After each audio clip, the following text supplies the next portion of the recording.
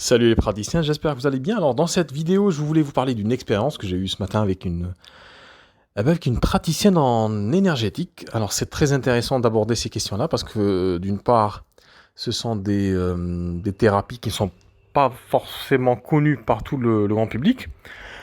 Malgré le fait que ces pratiques-là, ces thérapies aident énormément de gens. Donc on a, si vous voulez, le public qui serait éventuellement intéressé par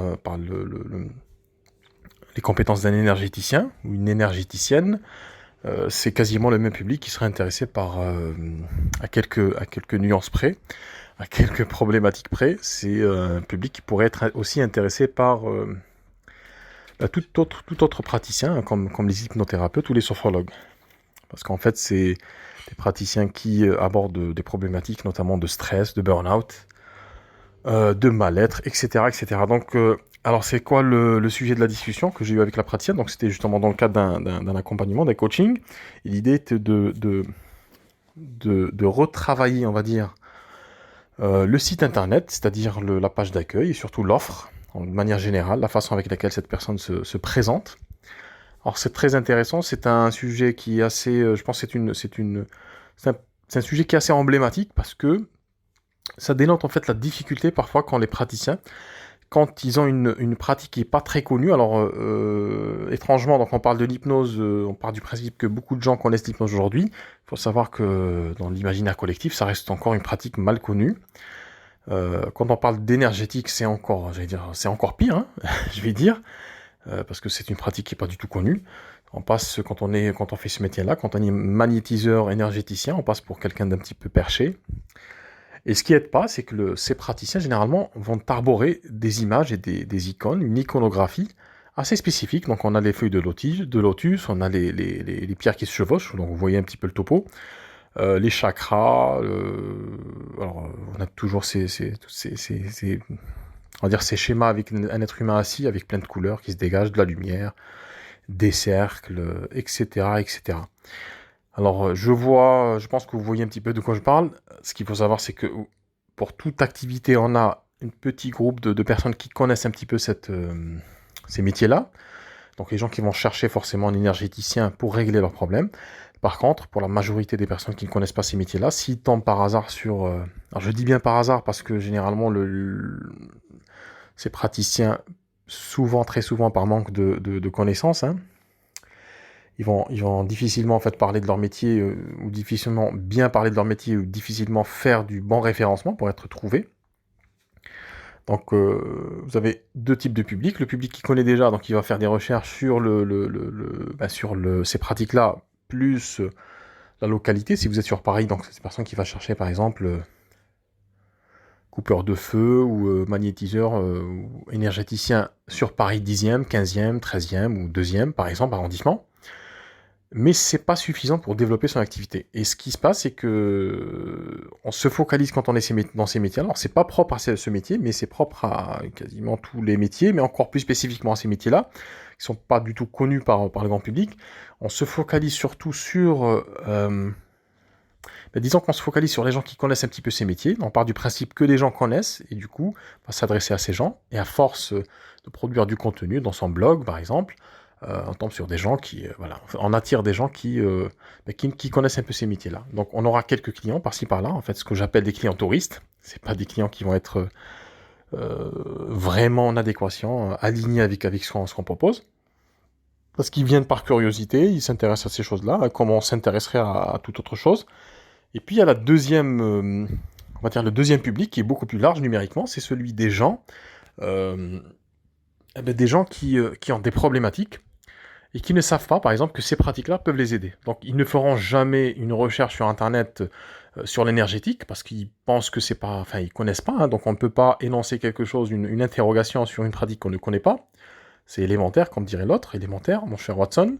Mais ils vont faire des recherches sur les problématiques. Et donc, l'enjeu de cette discussion de ce matin, c'est que faire comprendre sûrement à la praticienne, et au-delà de tout ça, donc aux praticiens, c'est pour ça que je fais ce podcast, faire donc comprendre aux praticiens qui ont ces pratiques un peu connues ou toute autre pratique en bien-être, que finalement, ce qui est important, c'est de proposer un contenu qui soit vraiment adapté à l'interrogation, à la requête qu'ont les gens. Donc il faut se dissocier un petit peu de son rôle de praticien. Et quand on endosse cette fonction de communication, on va nécessairement, euh, il faut d'ailleurs se dissocier de sa pratique et de voir en fait sa communication, de revoir sa communication avec les yeux d'un profane, une personne qui ne connaît pas du tout ces métiers-là. Et donc si par exemple on écrit un article sur les bienfaits de telle ou telle pratique, quand on a terminé notre article, on va reprendre un petit peu cet article, mais avec les yeux d'une personne qui n'est pas du tout dans le domaine, qui ne connaît pas du tout notre métier. Si par exemple vous êtes praticien en hypnose ou praticien en hypnose et que vous vous adressez à des personnes pour expliquer ce que c'est que l'hypnose et comment se passe une séance, ben, relisez votre texte avec les yeux d'une personne qui ne s'y connaît pas du tout, et vous allez voir de suite qu'il y a quelque chose qui cloche. Il y a une autre technique aussi que je conseille, c'est de quand vous écrivez ou quand vous créez votre contenu, l'idée c'est de... euh, à chaque fois qu'on écrit, à chaque phrase qu'on écrit, en fait, on la destine finalement à quelqu'un qu'on connaît, qui peut-être a une problématique, l'une des problématiques qu'on traite dans ce contenu-là. C'est-à-dire qu'on peut même, alors c'est une technique qu'on utilise beaucoup en vidéo, c'est-à-dire qu'on peut même prendre une photo d'une personne qu'on connaît, une personne proche, avec laquelle on a beaucoup d'amitié ou de sympathie, et on s'imagine en train de lui parler, de lui répondre, de répondre à ses questions, à ses interrogations, de l'aider finalement. Et ça aide énormément en fait à recadrer les choses, à rendre des choses beaucoup plus accessibles et beaucoup plus simples. L'enjeu étant d'être accessible enfin dire, de deux façons différentes mais tout aussi utiles et primordiales.